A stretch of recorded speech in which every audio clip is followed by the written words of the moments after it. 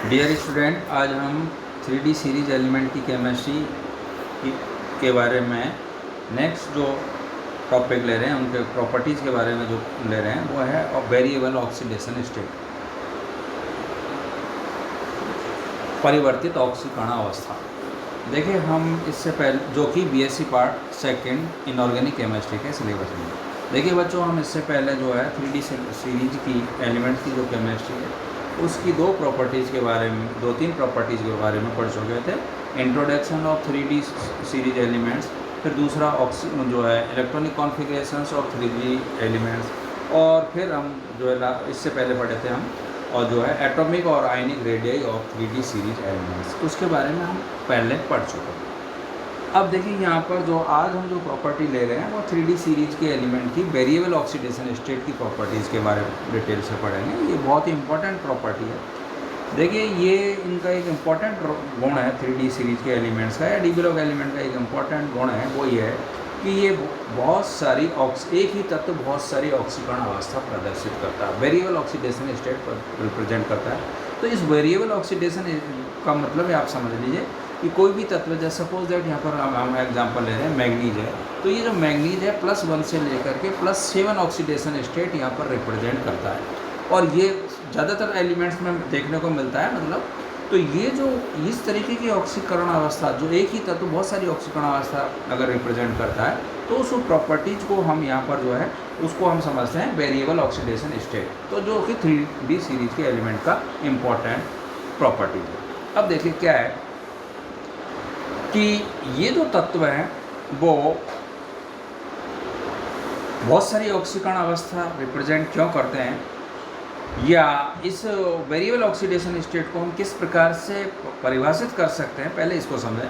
किसी भी तत्व की ऑक्सीकरण अवस्था उस तत्व उस आवेश के बराबर होती है जो उस तत्व के परमाणु पर रह जाता है। यदि उसके यौगिक व अन्य परमाणु को आयनों के रूप में उससे पृथक किया जाए तो उसको हम बोलते हैं ऑक्सीडेशन स्टेट। जैसे सपोज दैट फॉर एग्जांपल, यहाँ पर मैं जो नोट्स में देखा, जैसे MgCl2 हम कंपाउंड ले रहे हैं, तो इस MgCl2 के अंदर जो मैग्नीशियम जो धातु है, इस मैग्नीशियम धातु की जो है क्या है, ऑक्सीडेशन स्टेट कितनी है, +2 है। मतलब ये इस MgCl2 का डिसोजन करेंगे तो Mg+2 और 2Cl- आयन निकलेंगे। तो यहाँ पर Mg धातु पर 2 ऑक्सीकरण अवस्था रह रही है, +2 चार्ज आ रहा है, इट मीन्स ये इसकी ऑक्सीडेशन स्टेट है। ठीक है, तो अब क्या होता है, इस तरीके ये जो डी ब्लॉक के जो तत्व है वो इस तरीके की ऑक्सीकरण अवस्था बहुत सारे कंपाउंड्स में अलग अलग, एक ही धातु है, एक कंपाउंड के अंदर कुछ ऑक्सीडेशन स्टेट है, दूसरे के अंदर कुछ ऑक्सीडेशन स्टेट है, वो यहाँ पर रिप्रेजेंट करते हैं और वो स्टेबल होती है। तो ऐसा सबसे पहले हम इस बात को समझें कि इन तत्वों के अंदर या 3D श्रेणी के तत्वों के अंदर ये ऐसा क्यों पॉसिबल है। तो देखिए यहाँ पर इसलिए इन 3D सीरीज के एलिमेंट या ट्रांजिशन एलिमेंट में ये इसलिए ये चीज़ पॉसिबल है क्योंकि इनके पास में S कक्षक और D कक्षक में अयुग्मित इलेक्ट्रॉन, S कक्षक के साथ साथ D कक्षक में अनपेयर्ड इलेक्ट्रॉन उपस्थित होते हैं या इलेक्ट्रॉन उपस्थित होते हैं, और वो इलेक्ट्रॉन जो है 1 बाई 1 यहाँ पर निकलते जाते हैं और विभिन्न प्रकार की ऑक्सीकरण अवस्था ये तत्व प्रदर्शित करते जाते हैं।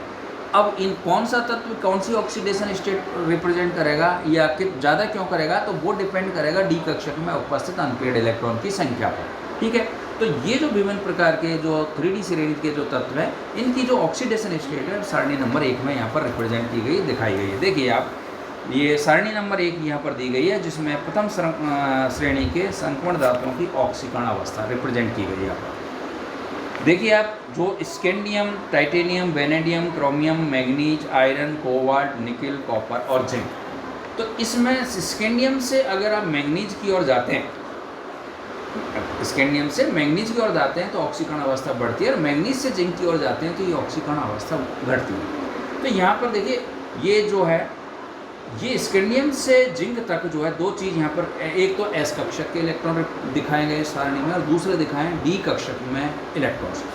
तो देखिए स्कैंडियम में S में 2 इलेक्ट्रॉन है और D में 1 इलेक्ट्रॉन है, तो मैक्सिमम इसकी जो ऑक्सीडेशन स्टेट है +3 तक हो सकती है। तो इसमें दिखाया गया +2 और +3 ऑक्सीकरण अवस्था ये रिप्रेजेंट कर रहे हैं।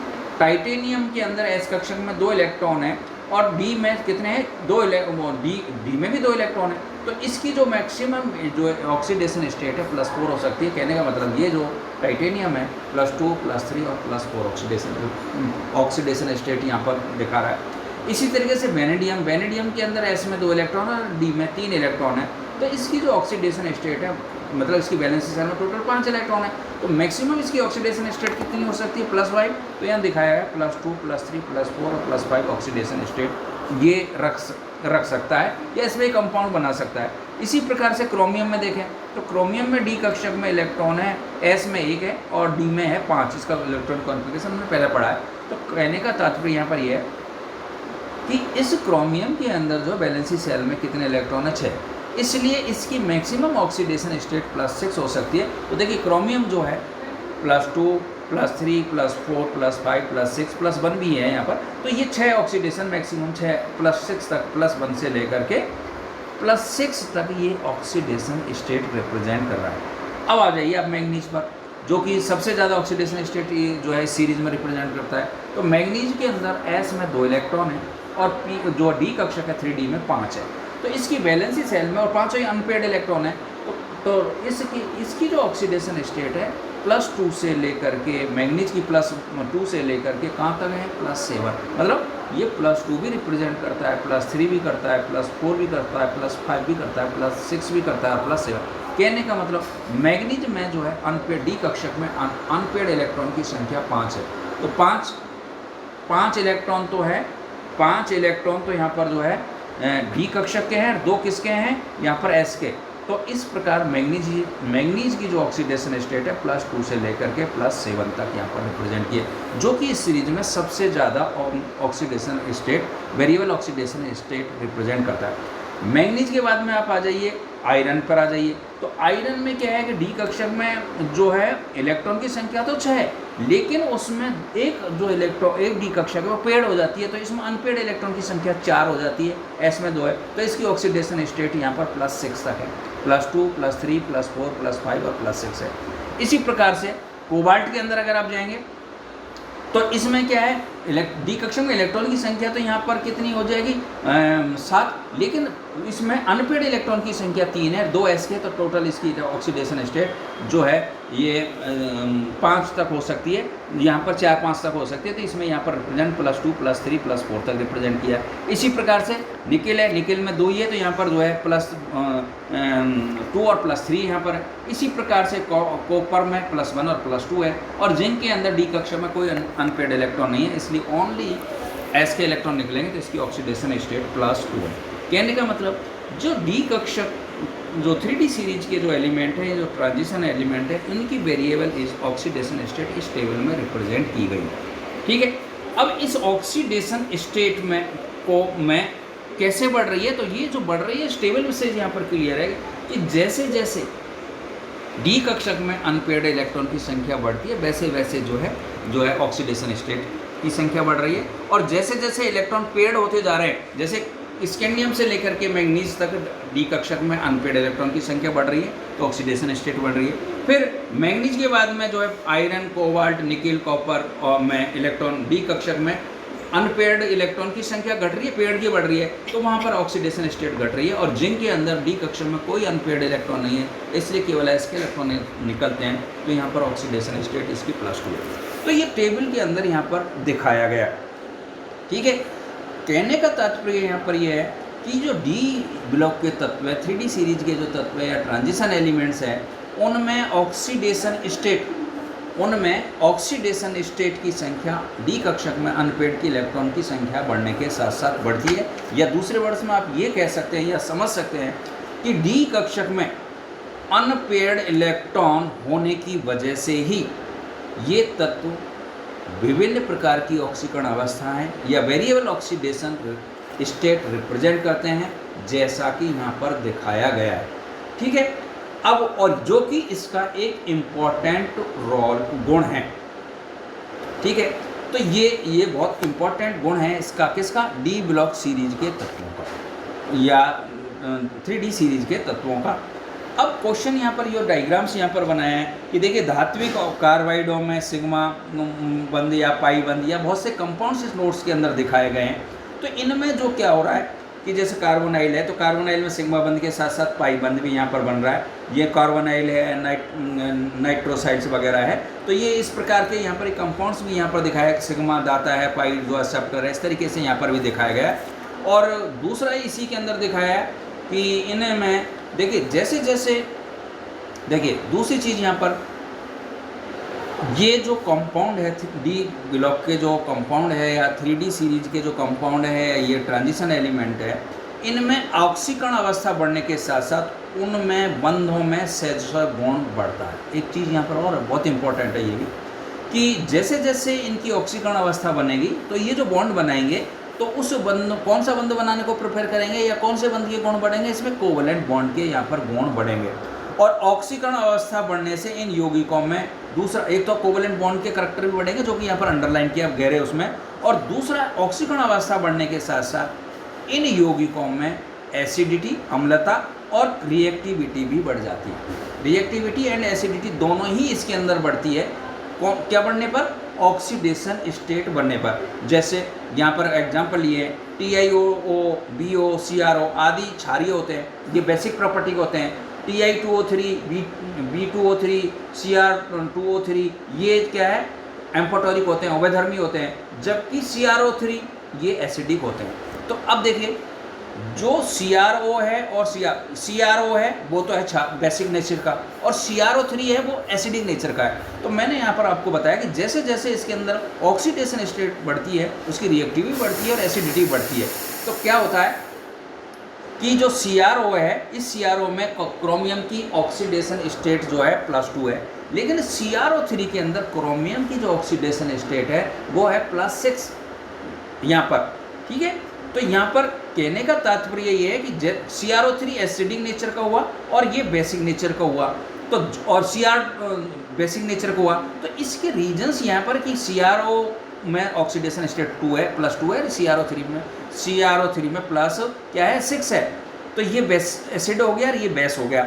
अब इसी तरीके से Cr2O3, तो इस Cr2O3 के अंदर ऑक्सीडेशन स्टेटस +3 है इसकी, है ना। तो ये एम्फोटेरिक नेचर का है। कहने का मतलब है कि जो डी ब्लॉक के तत्व जो विभिन्न कंपाउंड बनाते हैं उन कंपाउंडों में उसमें जो धातु की ऑक्सीडेशन स्टेट अगर कम है तो बेसिक नेचर का होगा, ज़्यादा है तो एसिडिक नेचर का होगा, और अगर बीच की है तो वो एम्फोटेरिक नेचर का होगा, जैसा कि इस एग्जाम्पल में यहाँ पर रिप्रेजेंट है। अब देखिए हम नेक्स्ट जो है इसमें लेते हैं कि ये जो वेरिएबल ऑक्सीडेशन स्टेट के बारे में हमने पढ़ा जो है 3D सीरीज के तत्वों में दिखाया कौन रिप्रेजेंट कर रहा है। तो इससे के जो है इससे हम क्या जो है कंक्लूजन्स निकालते हैं, क्या निष्कर्ष निकलता है, क्या चीज़ें हम समझते हैं। तो देखिए इसमें बहुत सारे जो है यहाँ पर इस नोट्स में दिखाया गया कि इससे जो है बहुत सारे यहाँ पर कंक्लूजन्स निकलते हैं। देखिए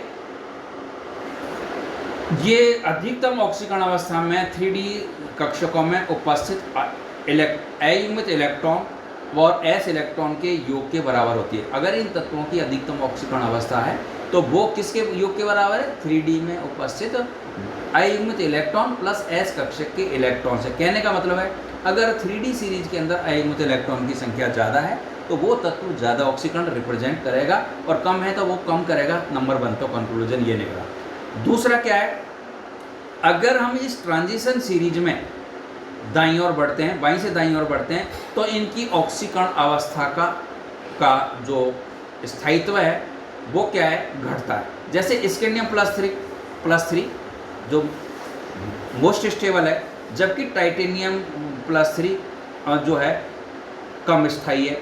वेनेडियम +4, Cr+6, Mn+7 ऑक्सीकरण अवस्था है, लेकिन इनके बाद में समस्त आयन जो है वो Fe+2 या CO+4 या Na+2 और CO+3 आदि आयन जो है अस्थायी ऑक्सीकरण अवस्था है। कहने का मतलब जब हमने इस डायग्राम में ऑक्सीकरण अवस्था में हमने देखा था तो उस ऑक्सीकरण अवस्था के अंदर हमने कुछ ऑक्सीकरण अवस्था को विदिन ब्रैकेट रिप्रेजेंट किया है। तो वो विदिन ब्रैकेट रिप्रेजेंट जो ऑक्सीकरण अवस्था रिप्रेजेंट की है वो अनस्टेबल ऑक्सीडेशन स्टेट है। ठीक है, इसी प्रकार से नेक्स्ट जो इससे कंक्लूजन निकलता है कि जो है बाईं से दाईं ओर जाने पर +2 ऑक्सीकरण अवस्था का स्थायित्व बढ़ता जाता है, जबकि +3 अवस्था का स्थायित्व घटता जाता है। +2 का बढ़ता जाता है, +3 का यहाँ पर घटता जाता है। अब स्थायित्व अपेक्षित मान से कम है या साथ ही, जैसे यहाँ पर एग्जाम्पल ले रहे हैं कि Cu+2 और Mn+2 का स्थायित्व अपेक्षित मान से कम होता है, और साथ ही Mn+2 और Fe+2 ऑक्सीकरण अवस्था अपेक्षित मान से अधिक स्थायी होती है, जबकि दोनों में स्थायी कौन सा है? D5 विन्यास है। तो ये भी यहाँ पर कॉन्क्लूजन निकलता है। दूसरा यहाँ पर जो कॉन्क्लूजन निकल रहा है वो ये निकल रहा है कि ये जो तत्व है ये शून्य अथवा ऋणात्मक ऑक्सीकरण अवस्था में भी अस्तित्व में आ सकते हैं, यदि कम ऑक्सीकरण अवस्था की स्थायी करने वाले लिगेंड अगर उसमें उपस्थित है, तो जैसे कार्बन मोनोऑक्साइड है, डाइप्रीडीन है आदि, इस प्रकार की ऑक्सीकरण अवस्थाओं का होना धातुओं के कम धन विद्युतीय होने का संकेत है। मतलब कहने का मतलब, अगर इनके साथ में ये लिगेंड जोड़े तो ये जैसे कार्बोनाइल है या डाइप्रीडीन है, तो ये जो तत्व है कम ऑक्सीकरण अवस्था में भी स्टेबल कॉम्प्लेक्स या कंपाउंड बना सकते हैं। अब यहाँ पर देखिए, एक यहाँ पर जैसे ये जो अधिकतम ऑक्सीकरण अवस्था +2 +3 अवस्था के मध्य में ऑक्सीकरण अवस्थाओं में डिस्प्रोपोर्शनल का गुण पाया जाता है, असमानुपाती का गुण इनमें पाया जाता है। जैसे यहाँ पर मैंगनीज है, मैंगनीज जो है +3, और फिर मैंगनीज ऑक्साइड लिया है यहाँ पर MnO2 और Mn+2, तो ये जो है मैंगनीज +3 है, फिर जो है +4 में +2 है, तो ये इसमें इस तरीके के असमानुपाती का गुण भी इनमें पाया जाता। ऑक्सीकरण अवस्था के साथ बढ़ने से इन यौगिकों में, मैंने पहले भी बताया कि सेशन गुण बढ़ता है, ठीक है। जैसे यहाँ पर मैंने पहले एग्जाम्पल इसी किया था, मैं कोट किया था बहुत ढंग से, उसमें प्रवेश जो है अभी थोड़ी देर पहले ही। इसी प्रकार से ऑक्सीकरण अवस्था की संख्या बढ़ने से सहसंयोजक गुण बढ़ रहा है, ये और आयनिक गुण यहाँ पर घटता है। तो ये कहने का तात्पर्य यहाँ पर है कि जो है ये जो डी ब्लॉक के जो तत्व है, जो कि विभिन्न प्रकार की ऑक्सीकरण अवस्थाएं जो रिप्रेजेंट करते हैं, और इन विभिन्न प्रकार की ऑक्सीकरण अवस्था में विभिन्न प्रकार के कंपाउंड बनते हैं, और वो कंपाउंड भी स्टेबल होते हैं। जैसे KMnO4 कंपाउंड है, K2Cr2O7 कंपाउंड जो लैब में आप यूज करते हैं, तो देखिए ये जो कंपाउंड KMnO4 में मैग्नीज की ऑक्सीडेशन स्टेट +7 है, K2Cr2O7 कंपाउंड है उसमें क्रोमियम की ऑक्सीडेशन +6 है। कहने का मतलब ये और बहुत से कंपाउंड है जो है MnO2 है, तो उसमें इसकी ऑक्सीडेशन स्टेट +4 है। तो बहुत से कंपाउंड जो है ये जो तत्व है, बहुत से कंपाउंड विभिन्न प्रकार की ऑक्सीकरण अवस्था में बनाते हैं, और उन विभिन्न प्रकार की ऑक्सीकरण अवस्थाओं में भी इनके कंपाउंड जो है स्टेबल होते हैं। कुल मिलाकर के हम इस बात को यहाँ पर ये कह सकते हैं कि डी ब्लॉक तत्वों के अंदर एक वेरिएबल ऑक्सीडेशन स्टेट रिप्रेजेंट करने का एक बहुत बड़ा गुण होता है, और बहुत बड़ी प्रॉपर्टी है इसके अंदर वेरिएबल ऑक्सीडेशन स्टेट रिप्रेजेंट करने की। और ये जो है इसलिए है क्योंकि इनमें डी कक्षक में अनपेड इलेक्ट्रॉन उपस्थित है, जिसकी वजह से लॉटॉक्स कंपाउंड बनाते हैं जो कि स्टेबल होते हैं। तो ये भी मोस्टली आपको पूछा जाता है। तो आप ऑक्सीडेशन स्टेट के बारे में क्वेश्चंस एग्जाम में पूछा जाता है, तो आप इसको ढंग से पढ़ें, यहाँ पर नोट्स में ढंग से दिखाया गया है। आई होप आपको समझ में आया होगा। Thank you. Doctor HS Goswami, government college Kota.